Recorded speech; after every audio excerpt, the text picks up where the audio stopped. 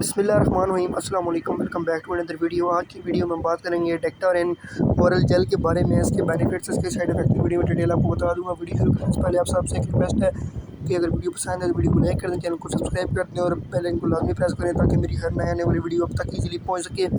तो ये जो जेल है यार, अगर मुँह में दाने निकल आते हैं, मुँह पक सा जाता है, ठीक है, अंदर ना ये होंठ है, होंठ के अंदर ऐसे क्या नाम है छाले निकल आते हैं, तो उसके लिए आप इस्तेमाल कर सकते हैं, ठीक है।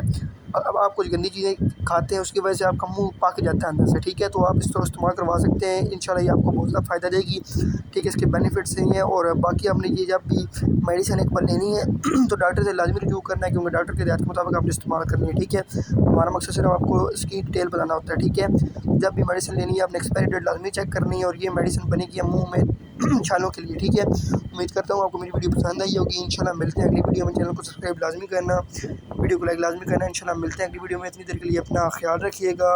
अल्लाह हाफिज़।